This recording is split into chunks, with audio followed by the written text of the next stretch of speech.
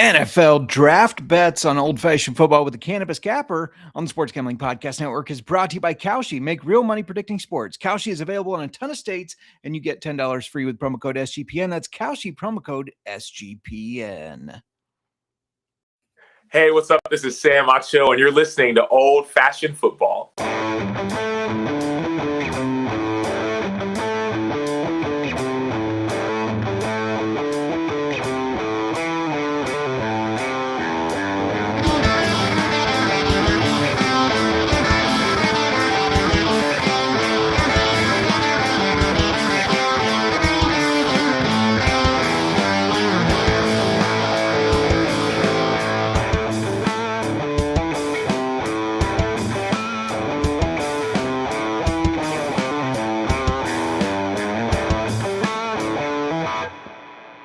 What's up, everybody? It's Old Fashioned Football. We're talking the NFL Draft because that's right around the corner. But before we rush things, I got to let you know who you're listening to. This is J Mark. You can find me on the X at J Mark Football, and you can find us. That's at Old Fashioned FB on the X. Before I keep going to talk about NFL Draft, and before we bring in the special guest we have for the show today, I got to introduce the full-time guest, the co-host on the pod and in life. You can find her on the X at the Mark. How you doing today? Doing good. I didn't realize I'm very sunburned. You are sunburned. I told you that you looked a little red. I didn't believe you, but you did not believe me. I see myself now. Yes.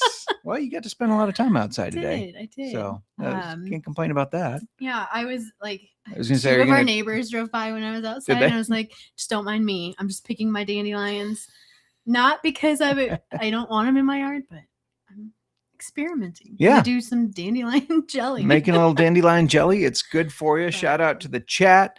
Josiah says, "Woo, NASCAR Gambling Podcast." That's Cody Z. Make sure you check them out. Says, "What up?" Absolutely. Kathy says, "We are here." Jamie says, "My favorite ladies in the business." And hello, OFF. What's up, everybody? Keep the chat going. We're going to be talking NFL draft bets with Matt Dewoskin, aka the Cannabis Capper on the X. Yeah, I'm excited to talk that because I mean I've done a little bit of betting on the draft, but not as much as I know he has. It's not your area of expertise. Exactly. Not my forte. Not my forte. Now I have all the spreadsheets set up for my 7-round mock draft. I get that all ready and I track all the player visits and all that kind of stuff for the mock because I want it to be accurate as possible. But yeah, I don't dive heavy into the betting. Now, before we bring him in, I haven't been able to ask this for a while because we did our March Madness whiskey tournament. I know. So, it's good to get back into the old-fashioned and whiskey review. Right. And so without bearing the lead, what are we drinking today? Well, first I do have to ask you, is this supposed to be an ice cube? Is that what's left of it? He melted already. That's I just went with 1 cube. I didn't want to water it down too much. I guess I can understand that because today we are trying Heaven Hill's limited edition rye whiskey that's aged in, I'm going to butcher this. I was waiting. Oh my gosh, but I was supposed to look up the pronunciation and I didn't. But it's Chinquapin oak. It's a type of oak tree, barrels. It's aged in that. And this is from their grain to glass specialty barrel series. I received the bottle of this a couple weeks ago from some very lovely people as a send-off from the company I worked for. And we did try this when we toasted to a new chapter for us earlier this month. But as with any whiskey we review, we try it in an old fashioned. And I have to say, you know how I feel about really good whiskey going into a cocktail. Don't waste it on a cocktail. I get it. Yeah. So we made the old fashioned and then we split it in half. So yes. That's what we're doing. But anyway, we'll circle back to that. Sorry, already going off on a tangent. I'm not surprised. No. We'll circle back to this whiskey at the end of the show. Yeah, I'm excited to kind of go through it. Before we bring in our guest, I got to let you know that the NBA playoffs are here, which means it's a perfect time to subscribe to the NBA Gambling Podcast. It's available on the SGPN app or wherever you get your podcasts. Just place your money on LeBron failing. That's what I say. Chinka pin, the chat is saying. Oh, it's a QUA. It makes me want to go Chinka pin. But thank you. I appreciate it. So next time I'll say it correctly. That's right. Chinka pin. Yeah, let's bring the guest in because he's coming in hot with the research. You may know him from the college basketball experience. He's also a host of the Locks and Dogs podcast. He's an Underdogs Pick'em specialist, and you can find a bunch of his articles on the SGPN website. Welcome to the show, Matt Dewoskin. Find him on Twitter at Cannabis Capper. How you doing, Matt? Doing great, J. Mark. Mirror, great to see you again. Great to be here. Thank you so much for having me. Thanks for Glad to have joining. you. No, my pleasure. The NFL draft is probably one of my 3 favorite gambling days of the year. So anytime I That's get to talk plays, I'm all about it. Yeah. I'm So also did you go just ahead. crack a beer open or what? I did. What you got there? Roaring Table. It's extremely local. It's brewed in Lake Zurich, which is like right down the road from me. Okay. This is their Japanese style dry lager. It's Oh, delicious. interesting. That is interesting. Very cool. It's extremely drinkable. Extremely drinkable. Nice. Couldn't get any whiskey for the show. You had to go with the beer, huh? I could. Just have to give you shit. Okay, I know. it's okay. Had to give you a hard time. Why not? It's fair. It's fair. I'm trying to be conversational, not trying to get There you go. a little sloppy. All There right. you go. Anyways, So we know you're a Bears fan. Mhm. What have you thought of the Bears offseason so far, and who would you say is at the top of your wish list for the Bears during the draft? it's a fair point. Okay, so on the defensive side, a lot of the moves made a lot of sense to me. They have depth on the defensive line. I like that. They kind of retooled the linebacker core. I like that. They got a little bit more athletic there. Yeah. I like what they've done in the secondary for the most part. The offensive side is where I'm a bit more concerned. I can't believe Drew Dahlman retired. I know. I can't believe he signed that deal. I mean, God bless the man for achieving his hopes and dreams in the NFL and Sure. being able to shuffle off down the road. But I was really looking forward to seeing him in a Bears uniform for the next 5 years. Like having that center position like figured out with a capable guy for the long term. I'm like, okay, we don't have to worry. It's problem solved. Right. We can move on. That being said, I was hoping for a running back, and I'm a bit concerned about the receiver core. I really liked having the 3 weapons on the outside with Moore, Burden, and Odunze. Now that we have to rely a bit more on 2 younger guys who, I mean, I think the talent is there. We haven't seen the production quite be there. But then again, Colson Loveland's also going to be taking on like a larger role in the passing game, I'm assuming. Yeah. So I don't know. On paper, I like it. I think they're about the same, which I'm not sure is a good. So that's why I'm kind of looking forward to the draft to seeing what direction they're going to go in.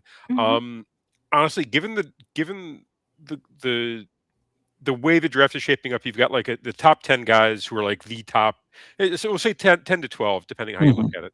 There's like the top 10, top 12, and then after that, there's a blob, and the blob goes from about, I'll say, 12 to 70, where there's not going to be a whole lot of variance in between, what you're going to be able to get. Now, the good news is the Bears are going to get 3 of those guys potentially. Right. So there's no trades. The problem is, the board doesn't shape up all that well for them. I think a lot of the edges are going to go higher than people think. I would love to have another edge. I don't love the offensive tackles that are going to be available late as much as I don't. Even the early guys really are kind of meh. And the defensive tackles, no thank you. The safeties, that's where I'm a bit more intrigued. If either the Dylan Thieneman from Oregon or EMW from Toledo, if either of those 2 guys are there, I'm interested. I think I'd probably feel the best with the guy from Toledo, EMW, as the play. I think he's going to be on the board, and I really like his skill set and what he could bring to the table. I think it'd be a dimension in that secondary they really haven't had in terms of playmaking. Yeah. So that's kind of where that's kind of where I'm looking. But I've got a few plays throughout the board that I think the listenership is going to be interested in hearing. So all right, sounds good. Yeah. Well, before we jump into the draft betting analysis, let's take a look at some draft news. I know there's been a lot surfacing about Reuben Bain Jr. Yes. It's not new news, but it's coming up more now. Some analysts are already saying that teams are taking in account how their fans might react. I don't know. I mean, when has the NFL ever done that? Come on. Right. And if you don't know the story, you can look it up. I mean, he was involved in a reckless driving incident that resulted in a death. He was not cited for speeding or anything like that. So there's some, I don't know. And it was years ago. But anyways, it was 2 years ago. Yeah. And a lot, a lot of the commentary I heard from NFL execs that went that didn't put their names to these stories were saying, "Yeah, we knew about this. This is not a surprise to any of us. We all knew about it." So, the Ruben Bain stuff, I think it's a fair bit of smokescreen coming from some of the teams. I don't really buy into it. What I do buy into is that his arms are a little bit short. He measured under 30. His arms measured under 31 inches, and it's really rare to see a player at the edge be taken in the top 10 with arms under 32 inches. Aiden Hutchinson, I think he was like 32 and a half, and he was considered a T-Rex. You've got Ruben Bain at just under 31-inch arms. However, if you look at the way he plays and the style of play, I don't really think it's going to matter as much as teams think it's going to. Yeah. He's I'm trying. The motor on him is exceptionally high, and he's the quickness and punch, and just honestly, I think it actually might work to his benefit just because he has like shorter to punch than a lot of the other D linemen do. Sure. So honestly, I've got a Ruben Bain play, and it's a plus money. So okay, we'll jump in there when we get to it. Right. Yeah. Is there any other draft news right now that's worth discussing? Let's see what we got. I don't personally have any. You have anything that's been jumping out at you? No, not really. Fernando Mendoza will not be attending. I saw that. Yeah. I think it was Kramer retweeted saying he retweeted that and said, "Are we sure he's the number 1 draft pick?" And I was like, I'm pretty sure. I'm pretty sure. I'm pretty sure also. To be honest, I think he just happens to be like the best quarterback available. If this was like any other year and there were like better options available, I don't think he'd obviously not be the first. If there's somebody better, you obviously wouldn't be the first round overall pick. But I think I like Cam Ward last year better than better than Francisco Mendoza this year, if I'm honest. Yeah. He's not very athletic. Right. He's a nice kid, smart kid. Throws a beautiful ball. Puts it in good positions. But supposedly a lot of the success he had was off of like pre-read as opposed to in-play read. And I think for a team that might not have the best interior offensive line, I know they did bring in a center, but even still, I think the guard play is going to be kind of questionable there. He might be seeing some action coming his way, especially early on if he starts. So I don't know that I think he's going to be a good quarterback. I don't think he's going to be a great quarterback. Yeah. And I think you're right. The reason that he's getting the hype he is because there's such a drop off. We talked about that last week. Such a drop off to whoever is number 2. I mean, a lot of people say that's Ty Simpson. But yeah, there's a big drop off there. So for the quarterback needy teams, I mean, they gotta kind of grab a guy when they can. Yeah, I agree. So, yeah, I don't think anything else is broken in the past few days. There's going to be at least one big story before the draft, I guarantee it. But yeah, nothing's this is like the calm before the storm, so to speak. All right. Well, are we ready to talk through some strategies on betting the draft? Sure. Matt, do you want to walk us through some of yours? Okay. So there are a couple of things I take into account. Number 1, depth chart. If you want to understand like where teams, directions teams are looking, just take a look at what they actually have in their roster before the draft.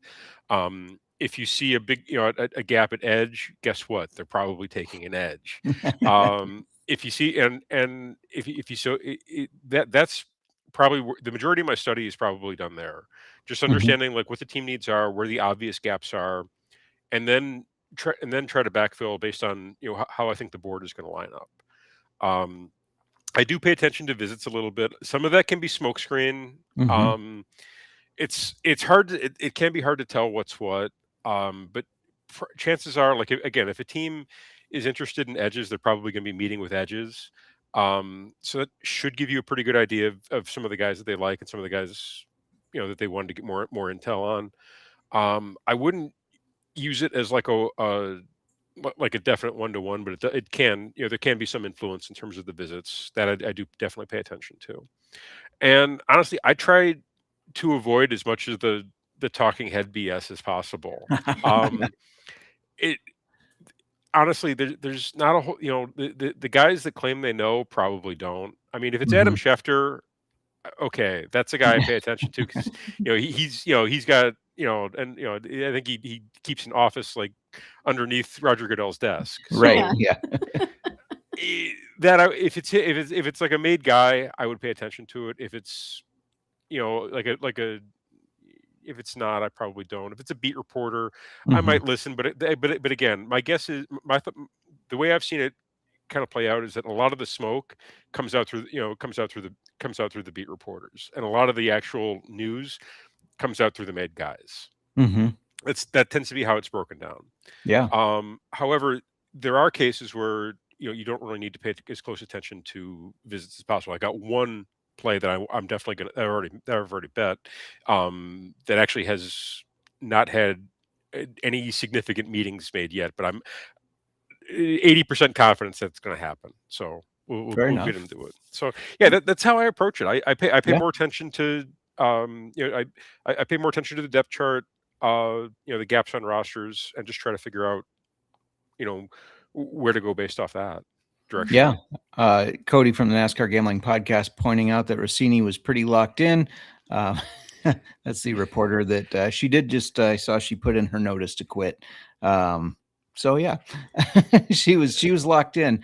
To your point of like looking at the depth charts, every mock I see has the Bears taking an edge rusher, which I think they could use another edge rusher, but I really like Austin Booker, and I think the team does too. Yep.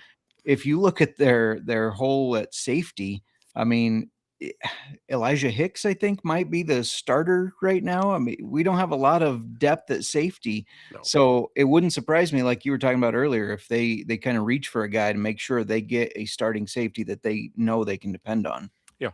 My thought is like, if one of the two top guys are still on the board at 25, I think the Bears take one of them off the board. That being said, there's a non-zero chance that both could be off the board by the time the Bears come around. Yeah. I don't. The challenge is that you can cross Akeem Mesidor off the board for the Bears. They never draft older players in the first round ever. Ryan Poles in particular, I think the oldest guy he's ever taken in the first round is 22. He might be a bit more interested in the second round. I think he took Jaquan Brisker was 23 when he got drafted in the second round. But outside of that, he tends to skew younger. And there are a couple of younger edges on the board. The one that I do like is Keldrick Falk. I just think from an athletic profile and an attitude, he'd be a fantastic addition to the edge rotation of the Bears. And that's one. If he's still there, there's again non-zero chance that he won't be. Outside of that, I think the way the board is shaping up, it's going to be an offensive lineman for the Bears in the first round is what they're going to end up doing. Interesting. I've got that at almost 5-1. Yeah. So Bears plus 475 to take an offensive lineman with their first pick. Juicy already. Yeah. I like it. We're going to get to some of those other bets in a minute here, but we got to let you know we're brought to you by Kalshi. Kalshi is a real money prediction market, legal in a ton of states, and they have a ton of trading options for your favorite sports, including draft stuff. So make sure you pay attention to what Matt says here, and then go check it out on Kalshi. New Kalshi customers get $10 when they use promo code SGPN. That's Kalshi, Kalshi, promo code SGPN. We're also brought to you by Underdog Fantasy. Underdog has you covered for pick'em for almost every sport, and Underdog has just increased their payouts. 2-pick entries now pay 3.5 times, and 3-pick entries now pay 6.5 times. Underdog's got a brand new offer for new customers. Play just $5 and get $50 in bonus funds when you sign up with our promo code OFFSGPN. All right, we are back. All right. So, getting into bets here. Okay. First NFL draft position props. What are some of your favorites there? Okay. I'm going to start with. We'll save the. Okay, we already kind of hinted at the Ruben Bain Mhm. pick I Mhm. mentioned. He's what? Okay, so typically what happens is the over unders drop like a few days before the draft. They put a few up right now, but most of them are pretty juiced. Mhm. I like the under 8.5 for Ruben Bain. I think he goes higher than everybody's saying he's going to. Nice. And I can even I have a feeling Tennessee at 4. Mhm. That's where I like Ruben Bain to end up. Okay. Just with the change in coaching, they brought in Robert Saleh. He likes to have like waves of edge rushers coming in, Oh, yeah. kind of rotating in and out. They've added a few pieces, but the depth chart there still needs a lot of work. Mhm. And I don't think a running back. I mean, I see the case for selling tickets. Bringing in Jeremiah Love with the 4 pick. I don't think from a football perspective it's going to make a whole lot of sense for that team. Mhm. And just given who the coach is and given his preferences, especially on defense, what he wants, I think you're going to see him look to do more in the defensive line, especially at the edge position. Yeah. And I think you're going to see him not mind, be willing to overlook some of the flaws with Ruben Bain to be able to bring him in. So under 8.5 for Ruben Bain. I'm all over it. It's plus 230. Nice. I like So it. the books have got some smoke, have got it juiced. They think he's going over 8.5. I'm going to zig what everybody else is zagging. I'm going to go under 8.5 for Ruben Bain. I think he goes in the first 8 picks. Nice. I like it. Okay. What I was curious of your thought. One of them that I liked was Caleb Downs. His over under is at 7.5. I know it's juiced again to -130, but I like the over. I don't think he goes in the top 8 picks. What do you think on Caleb Downs? No, I think that's one of the safer plays on the board. I've Yeah. got a play on him. The one I Mhm. like is Caleb Downs to be the 10th overall pick at plus 285. Nice. I think he goes off the. Apparently, there's been a connection between him and the Bengals. There's actually Mhm. been, I believe, there's been a meeting or two there. They've had him in. He's a local guy. He went to Ohio State, staying in state. Apparently, that appeals to them. Sure. So I've got him at what was it? What did I give the plus 285 at the 10th overall pick. Nice. What other plays you got for position props? Okay. Positions. Okay. We're gonna go one pick earlier. I didn't Mhm. grab the odds to this, and I'm mad that I think it was plus 200. So we're gonna go with that. Okay. 9th overall pick. Yeah. Okay. Kansas City Chiefs. If you look at their depth chart, defensive back again a weakness, and there actually are some pretty solid corners in this draft. I like Mansour Mhm. Delane to be the 9th overall pick. I believe it's plus 200. Nice. Okay. Nice. I think he will be the first defensive back off Mhm. the board. Yeah. And with them just trading to the Rams, trading their stud cornerback, that makes a lot of sense. hmm And I'm going to keep working you down the board. Number 6, the Cleveland Mhm. Browns. Carnell Tate. Again, there've been a lot of meetings between the two sides. He's met with the coach. He's met with the GM. They don't, their wide receiver core. They got Jerry Jeudy, but outside of that, they could use a number 1. He's a true number Yeah. 1. Again, in-state connection. I had it at plus 180. So again, almost 2-1. Yeah. I'm sorry, 2-1 odds. That Got to jump on that. I'm not gonna say no to a 2-1 to a solid 2-1 Yeah. bet. Yeah. We've got some juicier stuff later on, but We that's where my head goes for the 6th overall pick, and I think it's one of the safer plays on the board, in my opinion. Excuse me. Yeah. We talked about him last week, and we were giving out kind of Mhm. some projected teams, and we said, unfortunately, he'll probably go to the Browns. Um, not great if you are into fantasy football. They'll probably throw to him a bunch because, to your point, they don't have a ton of weapons, but I still don't trust that quarterback room. I kind of like Shador. Do you? I don't know. I don't think they're ever going to be good with him, but I kind Right. of Yeah. like. I think the garbage stats are going to be there. That's fair. That's fair. So I don't mind Shador. The only other exact one that I'm going to go with, Carolina Panthers. I've got 2 plays here. First, and it's the same odds, so you can take it either way. Either you got to take Kenyon Sadiq to Carolina at plus 300, or you can take Carolina first pick to be a tight end at plus 300. It's the exact same odds. Yeah. So And I love that play in my latest mock. That's where I put him. I think that they take him. There's an off chance that the Bucks might grab him, but I don't think they hate K. Dotton. I think he's still a decent play for them. So I definitely could see the Panthers getting Bryce Young another weapon, especially one like Sadiq. I hate to burst your bubble, but Tommy Trumbull isn't getting the job done at tight end for them. Damn it. They got to make some improvements there, right? And Sadiq, again, he's got that that big rangy catch everything profile. He can run like a deer. Mm-hmm. Fantastic fit. In that offense as like your I guess like number 2 option, number 3 option. I think it's a natural fit on the board. So it's at plus 300.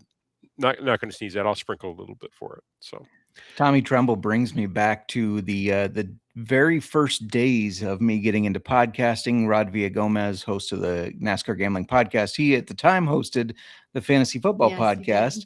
He brought me on as a guest, and that was a player I gave out as a potential dynasty pick because Panthers drafted him in the 3rd round. I thought, why would they draft this tight end in the 3rd round if they're not going to make him a major part of their offense?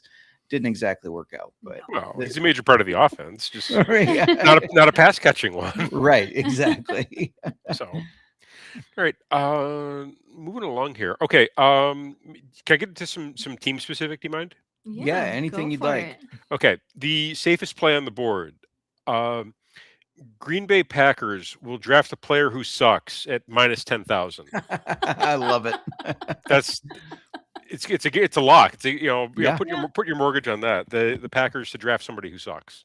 I was going to bring up the Packers when you're talking about the Bears receivers. I was going to say, well, at least we're sitting better than the Packers. Our guys typically stay a little bit healthier. So yeah, and I believe, if I'm not mistaken, our quarterback last year, Caleb Williams, caught more touchdown passes in the regular season than their 1st round draft pick, Matthew Golden. I believe that's accurate. Yeah. Anyway, Packers definitely drafting somebody who sucks. Okay, yeah. Sliding along. Let's go to Baltimore. Let's see the Ravens. I want to say they're. Let me get the draft order up real quick. I want to say they're 19th. Is that correct? Let me check my. Let's get that up here. I should have been prepared. I apologize for not being. No, you're good. No, Ravens 14. Okay. I like them to go wide receiver, and the Ravens to draft a receiver is 2-1. Okay. I was just looking at the depth chart, just going up and down. I don't think they're going to be jazzed by any of the linemen that are going to be available in that slot. Mm-hmm. And I think the Rashad Bateman experiment, we can say, is a bit of a failure. I think so. I think they can move on from him. Zay Flowers he's a solid, like, I feel he's a better number 2 option than he is like a number 1. Agreed. And outside of that, Mark Andrews getting older and getting up in years. They need somebody to come in and catch passes. I like them to go receiver with their 1st overall pick. I think they need to add to that room. Yeah. So at 2-1, again, I think that's one of the better. It's one of the plays that I like a bit. I like a bit better on the board for them. Yeah. I like the sweet spot you're getting in there at 2-1 with a lot of these. I'm going to throw one out and see what you think about it. Falcons' first pick, defensive lineman. I mean, when you think about the issues with Pierce, probably not coming back. I don't know, but that's plus 185. They need the help. What do you think about that one? I like it. Where are they at? Where are they at on the board here? My Falcons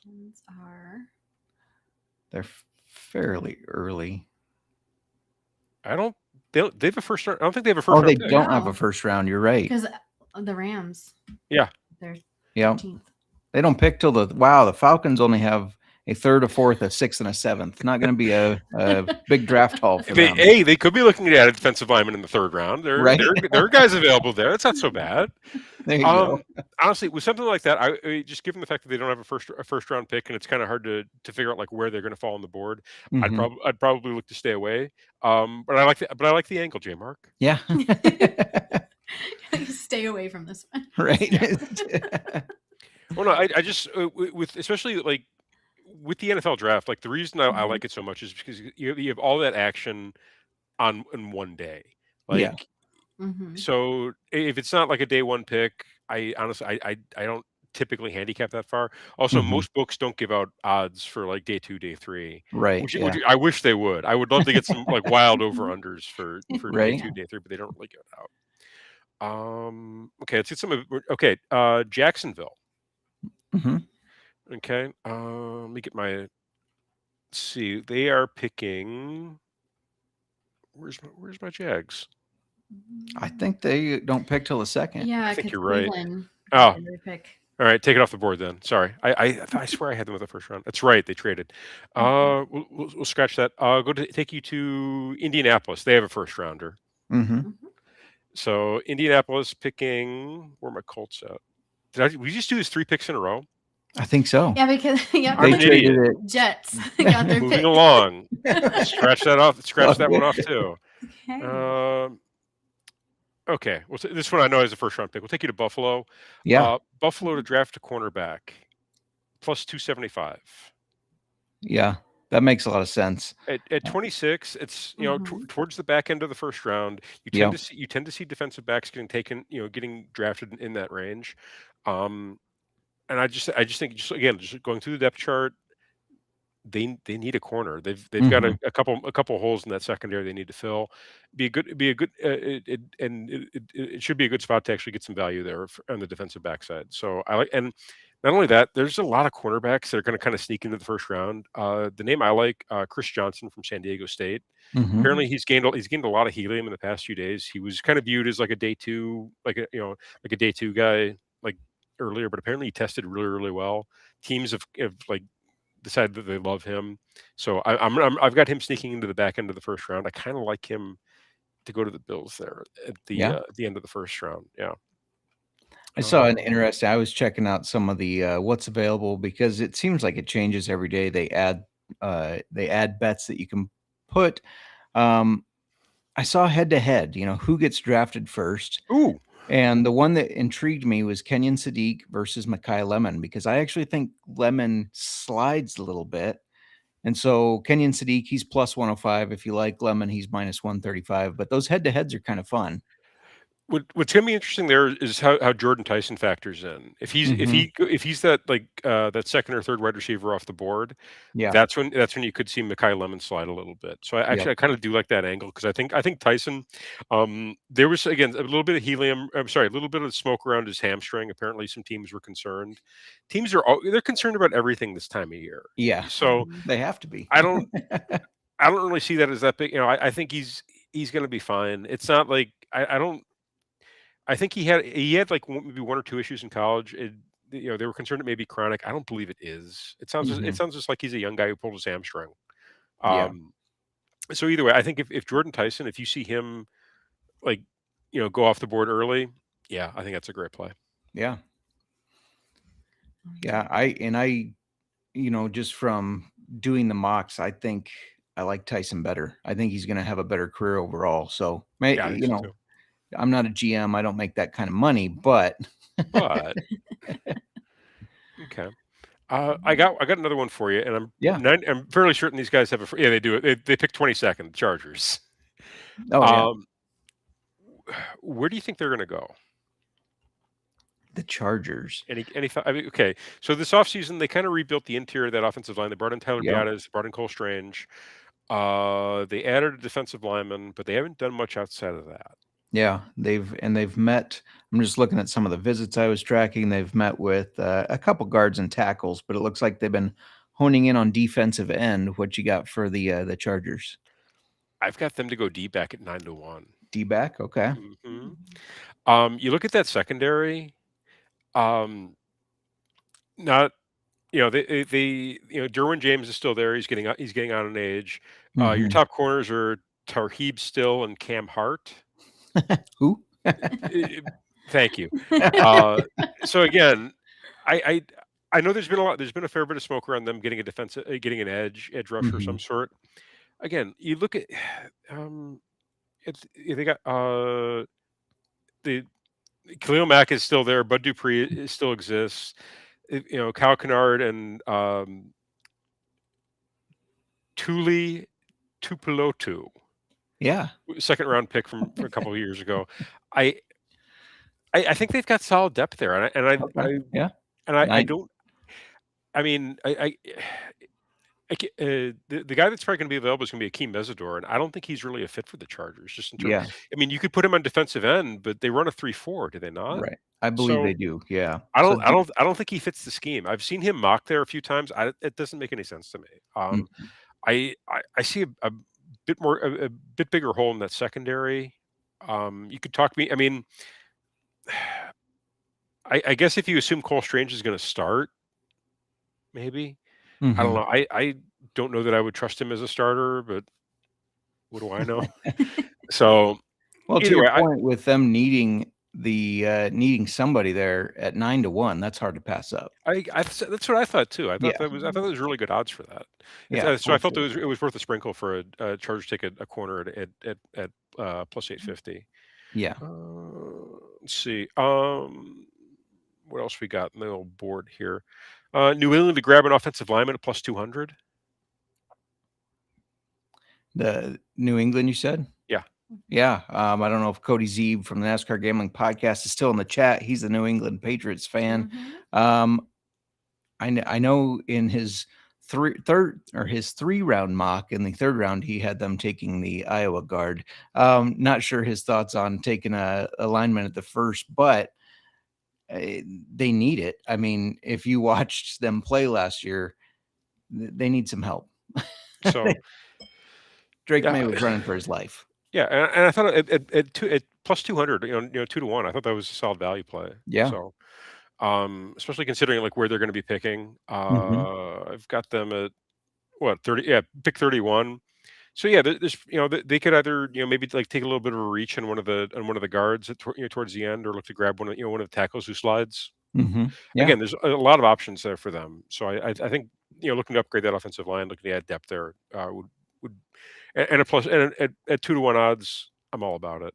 Yeah. I do have a couple over-unders that I kind of like. Okay, yeah, let's hear them. Okay. Total cornerbacks drafted is at 4.5. Quarterbacks or corner? Cornerback, sorry. I apologize. No, you're good. Just 4.5? Yeah. That seems like a low number, doesn't it? It does, right? So I'm taking the over, and it's plus 330. Yeah, that's a good bet there. I like that. Yeah. I got to find that one. Take notes, right? Yeah, no, I mean, McCoy and Delane are probably going to go in the top 10, and then after that, you've got Avion Terrell out of Clemson, Colton Hood out of Tennessee, and my guy Chris Johnson out of San Diego State. Yeah. And there's a couple other guys who kind of borderline day 1, day 2 guys. D'Angelo Pons, Brandon Cisse. Again, these guys, when there's a draft where the talent gap isn't really that big between, say, pick 13 and pick 60, 70, I think you could see some of these cornerbacks, like some of these defensive backs, start to sneak in there, especially towards the back end of the first round. Yeah, for sure. Yeah, so that's the angle I'm taking there. Is I think we get more than 4.5 corners drafted in the first round at plus 330. I like it. The other one, total quarterbacks in the first round. Quarterbacks.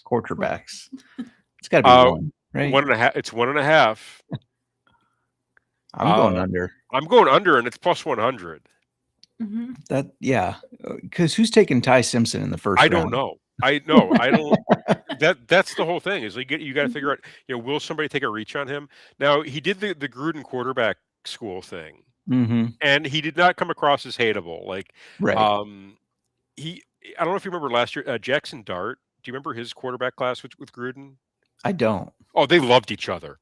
Did they? Gruden thought he was the he was breaking down plays, and Gruden was getting all frothy. It was kind of a similar vibe. And okay.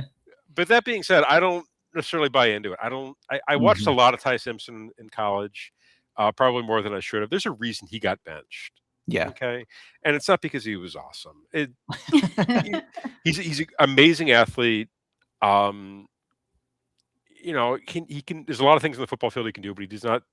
In terms of accuracy and in terms of being able to read a defense, I don't see a team spending a first round draft capital. On that. I mean, that being said, Tim Tebow was a first round draft pick. Yes. So he did have God on his side. So well, I mean, don't we all? yeah, I loved Tim Tebow. I was very upset that his NFL career did not pan out.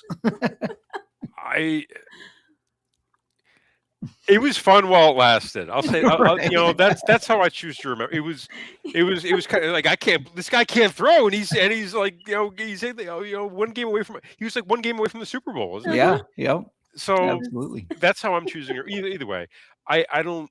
I think that's the outlier and not the norm. At least that's what I'm hoping. So, Well, I have 2 Ty Simpson bets. One is the team to draft him at the Jets. That's plus 210, just because it seems like a Jets thing to do.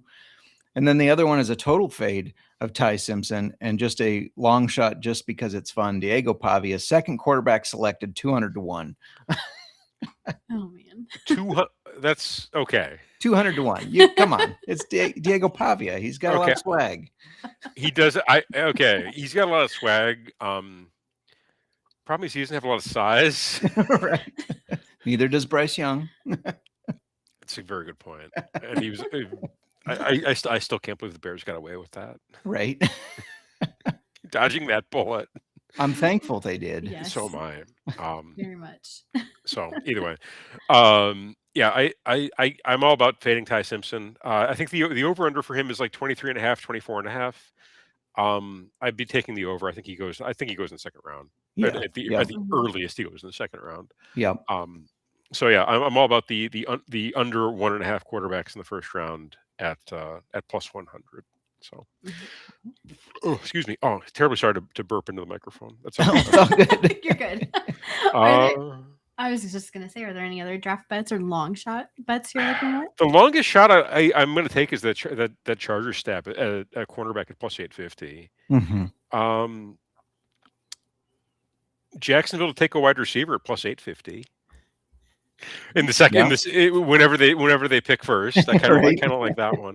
Well, no, again, just looking at the depth chart, I think that's actually like a solid play for like a second round receiver. And they're actually, let's make sure they are drafting in the second round before I really put my foot. Yeah, pick 56. Yeah, oh, perfect. That's like Skylar Bell territory. Yeah.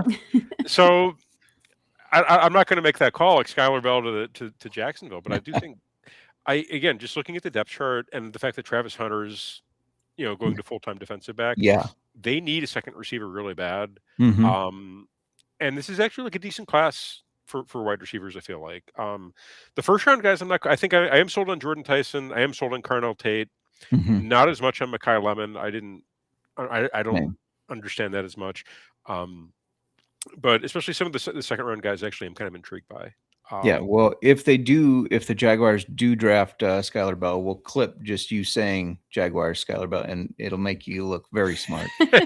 Clip just that part. On last year's NCAA tournament preview, I had I nailed the final. Noah and I both had the same teams, but he only clipped himself. He didn't clip me. Of course. So we had a clip of Noah sounding like a genius. I'm like, no, I had the same pick as he's like, we couldn't say that two. We had to say it was just one guy. We couldn't say two guys. I'm like, sure. It's your show. Do what you want. We got a question in the chat. Yeah. Do you see any Iowa players going in the first or second rounds? Second round for sure. Mm-hmm. Jennings Dunker, is that the gentleman's name? Yeah, the mullet man. Yeah. I like. He projects as either he could be. I think he projects as a right tackle or a guard. Somebody might try to push him inside.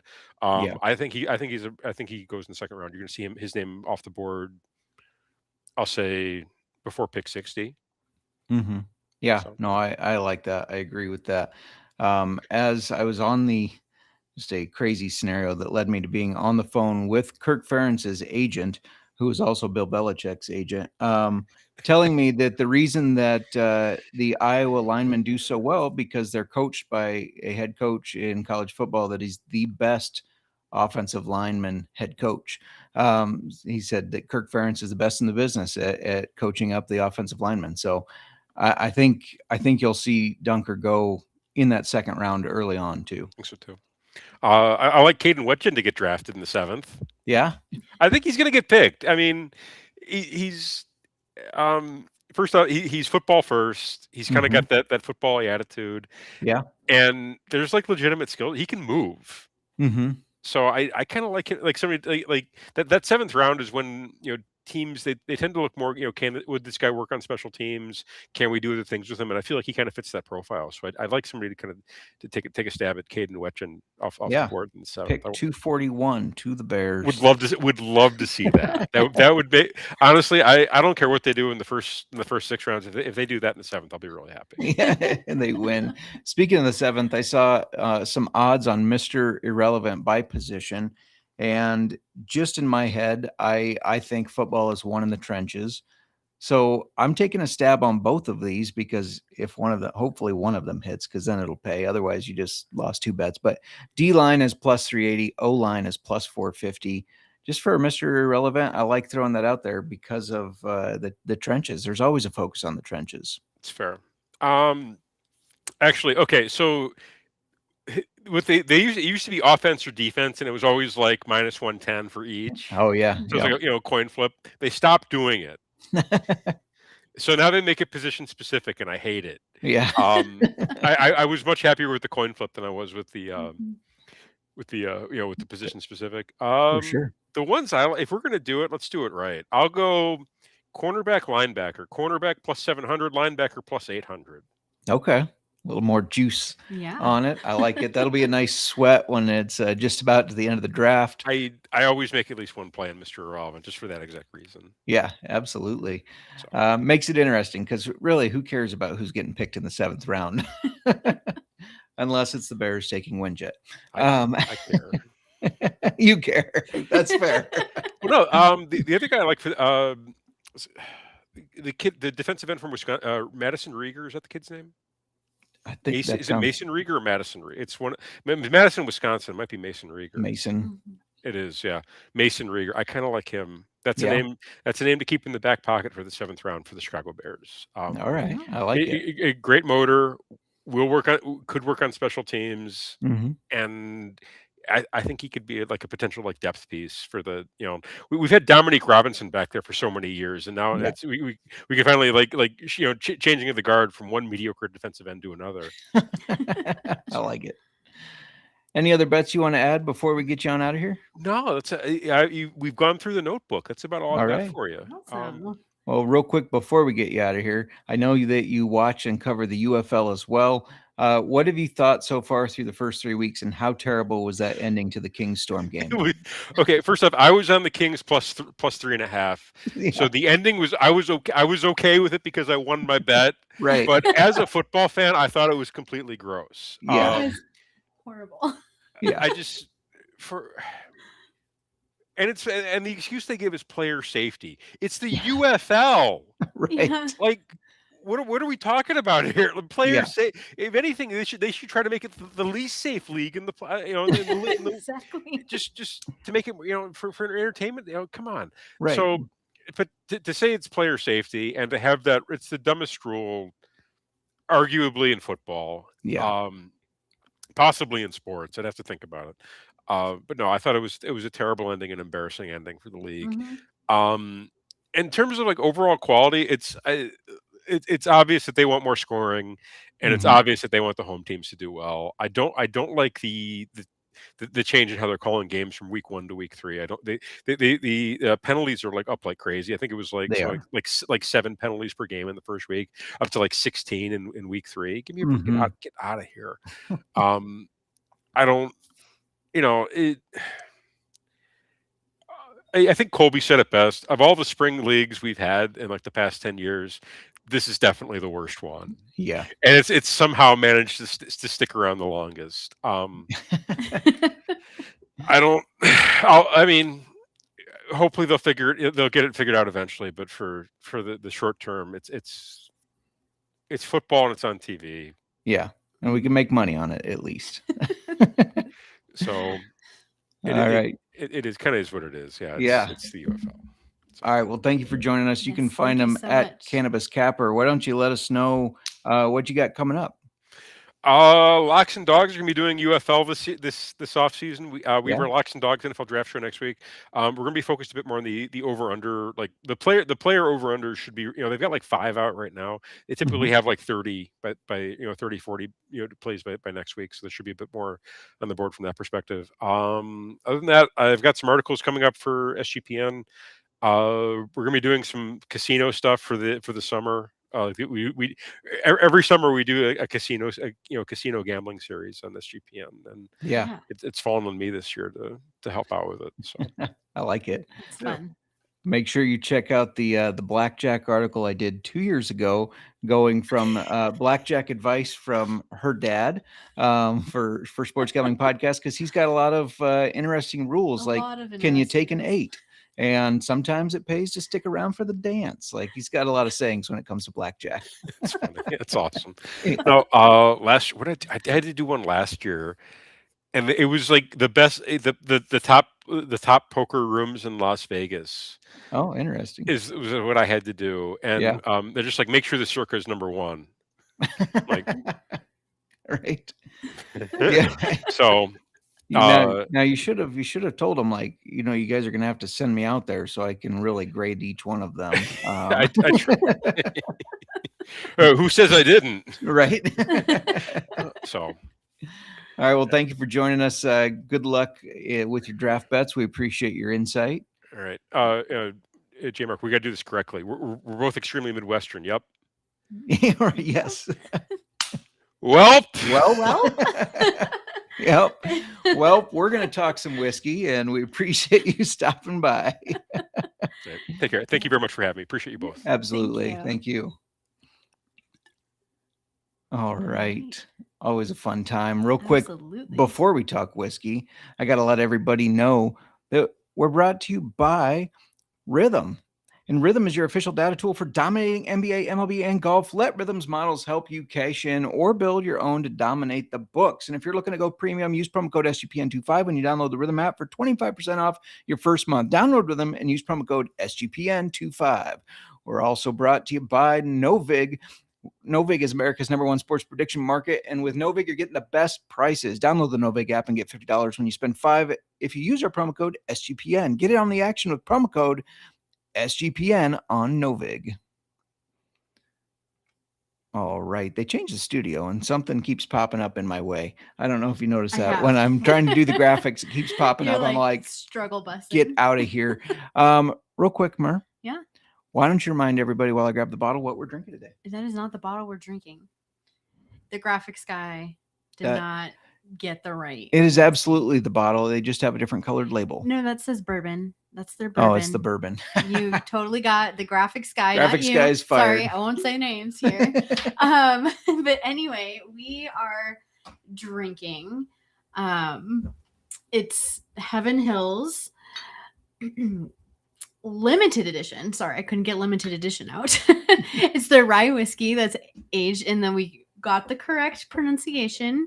Chickapin oak barrels from their grain to glass specialty barrel series. I'm sorry, how did you pronounce it? A chinkapin. I said chickapin, didn't I? You did. We got the pronunciation handed to us. And I'm still going to say it wrong. Chickapin? Chink. Chinkapin. Don't say that. You're going to get us canceled. All right, let's just back this up. Yeah. Chinkapin. Yes. Oak. Anyway, I had mentioned earlier this is going great, Justin. That this was a send-off gift from some awesome people from the former company I worked for. Yeah. So we have tried this. Mm-hmm. We've already in-depth reviewed this on our own just because it was an exciting bottle to receive. Let me just say that. And your coworkers wanted a review, right? Yes, absolutely. Former. Yeah. I'll just give a quick shout out too. So I'm going to thank them again to Anthony, Angela, and Adam for this bottle. Yeah. And I'm going to thank them too, because I get to drink it. So absolutely. But anyway, before I go into the details of the whiskey and the Heaven Hill distillery, or I should say distilleries, there's multiple. Mm-hmm. I have to jump ahead and just ask you what you thought of it in the old fashioned. There was not enough for me to get a read on it. I kind of felt the same too. And I also, It didn't stand out how I expected it to. No, and I don't like. We always say there's no wrong way to drink whiskey, but this was painful for me to mix this into a cocktail. Yeah. It really was. Like I told you, there's no way we're making 2 full old fashions with this. Mm-hmm. Like, let's just make one, split it. We have to do the review. You're not using 3 to 4 ounces of my special whiskey. Spoiler alert, too, that I really like this whiskey. Yeah.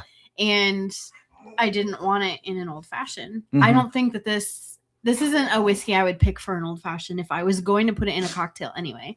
I'm not sure what I would put it in, Mm-hmm. but I don't feel like an old fashioned. I don't know. I don't know if I would do it. Yeah, that's fair. But anyway, to talk a little bit about the distillery, what is now being considered like the old distillery is located in Bardstown, Kentucky, and that distillery was dated back to 1935. They also have the Bernheim Distillery in downtown Louisville. And then in 2025, they finished the construction of a new Heaven Hill Springs distillery in Bardstown. So also in Bardstown, same as the old distillery. Mm-hmm. There is a ton of information on their website. It's heavenhilldistillery.com. And we, because of how many brands they have, we have absolutely talked about them multiple times on the show. Don't even, Justin, I'm not saying you're right. And was this not a topic of discussion earlier today? I was thinking that what our discussion earlier, I thought you were saying we've done Heaven Hill whiskey. I don't know. Show. I said their distillery. No, I was taking it as Heaven Hill, and I was like, no, okay. I know we haven't. But you'll do anything not to say that I was right. No, I'm not doing. No. I misunderstood you. Oh, okay. But like, I'm not, there's so much history. There's even with the specifics, Grain to Glass series. They even have links to like a podcast where like they're talking about it because of what goes into that series. And I'm not going to go into lengthy details on it, but I'll talk about what makes that series so special. But just to highlight briefly some of the distillery's history, it's been in the same family, which is the Shapira family, since 1935. Shapira. And between the Bernheim Distillery in Louisville and the Heaven Hill Springs Distillery, they are it makes Heaven Hill and all the brands that they have, they are positioned as the largest independent producer of American whiskeys. Oh, wow. So I'm going to go over some of the brands here. Okay. And I'm going to do a mark for the ones we've done. Okay. Well, Heaven Hill, which we're doing now. Right. Henry McKenna. We have not done, but we have it. Yes. That's Larceny, which we have done. We've done that. Old Fitzgerald. Mm-mm. I don't believe we've done that. No. Rittenhouse Rye we've done. Yes. Bernheim. Mm-mm. Parker's Heritage. Pikesville Rye. Elijah Craig we've done. Evan Williams. And then Mellow Corn is just one of their... We got to get some Mellow Corn. Mellow Corn. Yes, Evan Williams. This is why Heaven Hill kept popping into my head. Like, surely we've I knew this. As soon as like I guess I kind of forgot that Evan Williams was made by Heaven Hill. So as soon as I saw it, I was like, oh. And then obviously we have several of their whiskeys. Yeah. Which I should have known. I just should have known. You should have. Just wanted to argue with me. No, I'm the keeper of all the info. Fair enough. Fair enough. Anyway, with their Grain to Glass specialty barrel series, they are really focusing on like the seed and the grain. So each year their master distiller works closely with the team there's actually 2 different, I think one is Peterson Farms and then Beck's Hybrids.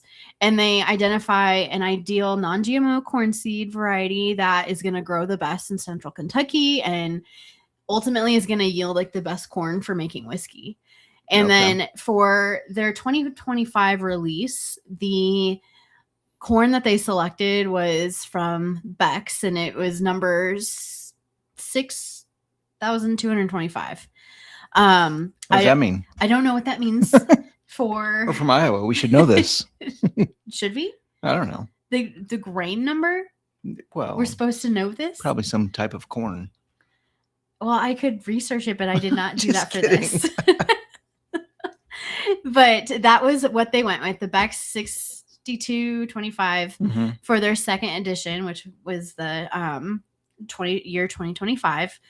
They did their wheated bourbon, their bourbon and a rye in this with that corn. However, the bottle that we're trying today is the limited edition rye, not the just regular rye in that series. So this is a limited edition one. Okay. And they take it a step further. It's still made with that Beck's corn, the 6225 or whatever I said. That is what you said. It is. And with the limited edition whiskeys, Heaven Hill is highlighting one of the natural resources that is critical to making whiskey, and that's the oak that's used to make the barrels and age the whiskey in. And for each limited edition, their master distiller hand selects the type of oak for the barrels to age the whiskey in, and it ensures distinct characteristics go into the whiskey from the different oaks that are selected. Okay. So again, Chinkapin oak was the oak that was selected. I did not butcher it this time. And this is a white oak it's native to Kentucky. And when this type of oak is charred, it adds a richer and like sweeter note to the whiskey as it ages, which I think, spoiler alert, we kind of found. And in the barrels, the whiskey absorbs elevated levels of vanillin. Did I say that right? Vanillin? Yep. And your guess is as good as mine. Yeah. So anyway, it's going to deliver a lot. Like you're going to get a lot sweeter notes. And for this specific bottle that we have, the mash bill is a 63% rye, 24% corn, and 13% malt. It was distilled in 2018 and released in September of 2025. They age it for 6 years, basically. It's a nice matured whiskey. Yes. And I think all of the ones in the grain to glass series, they try to age it 6 years. Okay. And then just a fun fact for you, because I was noting that the proof on this is 107, and all of the whiskeys in the grain to glass series have a barrel entry proof of 107. Historically, this was the traditional barrel entry proof for Heaven Hill. So they wanted to go back to that for this series. Yeah. Do you know why they picked that? Do you? No. Okay. It's like, is this a quiz, or are you like, do you have another fun fact? I just wanted to try to throw you with that. No. How dare you? So, Justin, did you taste this and smell it already? A little bit. I didn't want to jump ahead and run out of it. So I'm going to say this also has a great color. Yeah, it does. It has it's a very darker, rich. Yeah. First of all, let's do some scoring, but for the cocktail. Don't put it in a cocktail. Just drink it neat is my recommendation. So we just going with a 3. Yeah. Yeah. I mean, it's. Let me have another sip here. It's not bad, but like this is not. Again, it pained me to put this in the old fashioned. Yeah. Yeah. It has like it makes it kind of there's a sweeter taste to the old fashioned a little bit with it. And this isn't like we're saying sweet a lot. It's not a super sweet whiskey. No, it has those sweet. Yeah. You got some notes. Yeah. And then real quick before the nose, bottle score, because this bottle is cool and the stopper is like a mega stopper. It's got the gold coin at the top. Yeah, I'm going to go 4.5. 4.5. I figured you'd give that a good score. I'm going to go ahead and agree with you. I know you're the bottle expert. I thought you were going to do a 5, but 5 is like decanter style bottles. That is what a 5 gets from me. That's fair. Danny Caswell checking in saying, drink it. Yes. Hey, Danny. So the nose. What? Let's talk about what you get real quick. This is a weird way. It's so consistent. Like, yeah, it's rich, right? I think it's got a rich smell to it. I know that's a weird way to describe it, but it's like this rich and deep scent that I can't quite put my finger on. When we first opened this bottle, and I'm getting the same notes. Okay. That you get like a chocolate, like nougat, like peanuts and chocolate. Like when I first smelled it, I thought I was opening it's an Iowa candy bar. It's a twin Bing, and they're made aren't they made in like Sioux City, Iowa? I believe that's correct. Or no, yes, Sioux City or Lamar's. I think it's Sioux City. Okay, yeah. Anyway, and the middle is like a cherry Bing filling, cherry mash. Sorry, cherry mash, and then covered in chocolate with peanuts. Yeah, and this smells like that, like a nutty chocolate followed by strong cherry. There is strong cherry, very in it, for strong sure. cherry notes, which is unusual for a rye. I usually associate a cherry taste more with a bourbon, right? So that's interesting. Yeah. I wonder if that has to do with their 6225 grain or more of the chinkapin. I would say the oak. The oak, yeah. I would say absolutely the oak. You're right, though. I had forgotten you said that, but it's immediately back in my head now when I smell it. You didn't smell it again? And smell I was getting an interesting smokiness that I haven't had before. Yeah. There's subtle smoke in there. Yeah. There's subtle, very subtle. But it smells like a candy bar, like a chocolate cherry candy bar. Well, and it's interesting because how many times do you smell a whiskey and you get certain notes, and then you taste the whiskey and it's completely different. And I smell the twin Bing and I taste the twin Bing when I taste it, because you have a little bit of chocolatey, you have a little bit of nuttiness or nougat. And then there's that cherry. There's some sweetness that's like a cherry mash, not like a Luxardo in your drink. It's more like a cherry mash. It finishes with rye spice. Yeah. Very rye spice. I didn't say the finish. Yeah, it's just bam, rye. Yeah, the chocolate hits you first. Yeah. It's like chocolate, cherry in the middle, rye spice on the end. Yeah.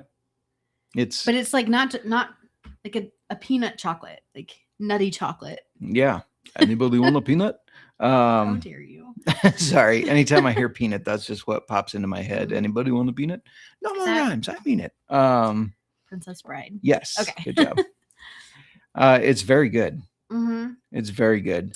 This is you don't get those characteristics in the old fashioned, which is surprising. Don't think you should put this in a cocktail. Agreed. I do not recommend it in a cocktail.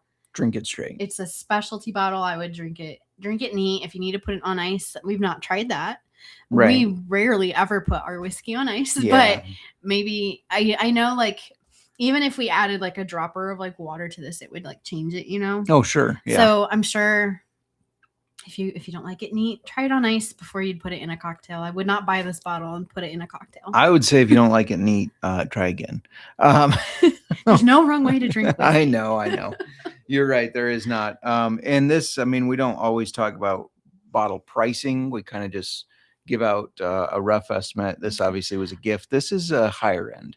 It is. Yeah. I don't know what it is. I didn't look up pricing not locally, because we get really good deals locally. We do. Yeah. You're absolutely right. The Winterset liquor store, for whatever reason, it does better. Really funny, just behind baseball. That's a Rod Villagomez phrase I learned. Behind baseball, the dog always comes in here with us, because otherwise she'll scratch at the door. She's old enough that she can't jump down from the bed that she's on, and she is growling at us. I think she is done. She's done. She's like, your time has expired for my patience. Right. And with that, absolutely try this if you get to. Did you have anything else you wanted to add? No, I didn't realize, like, until I was like looking at the series, that this was like, I knew it was a limited edition because we got a limited edition bottle, right? But I didn't realize, like, it's like limited edition from a special series. Like, this series itself is special, and then this is like limited. And I think it would be interesting to compare the 2025 rye that they released for the grain to glass, and then compare it with this to see the difference that the oak makes. Sure. Because they're both made with that special corn that they selected for the 2025 release. I think that would be an interesting comparison. Yeah. So Anthony, Angela, and Adam, I mean, if you just kidding.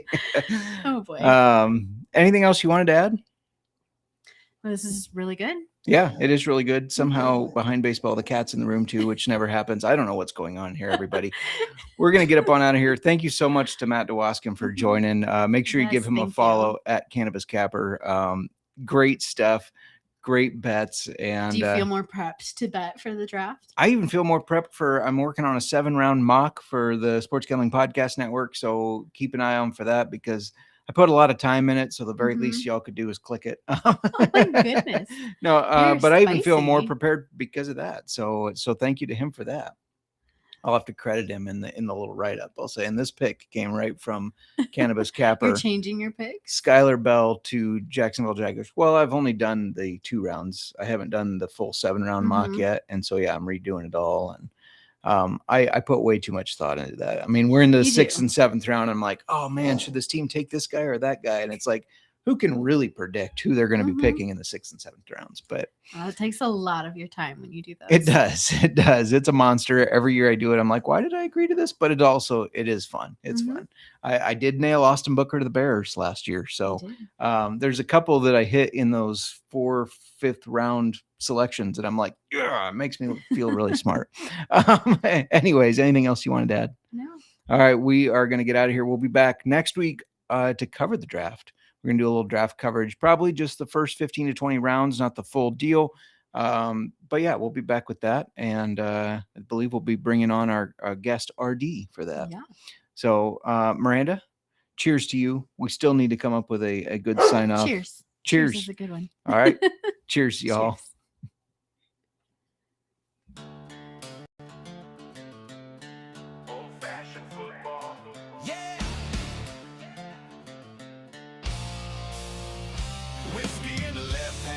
Microphone in the ride, you ready for some football tonight?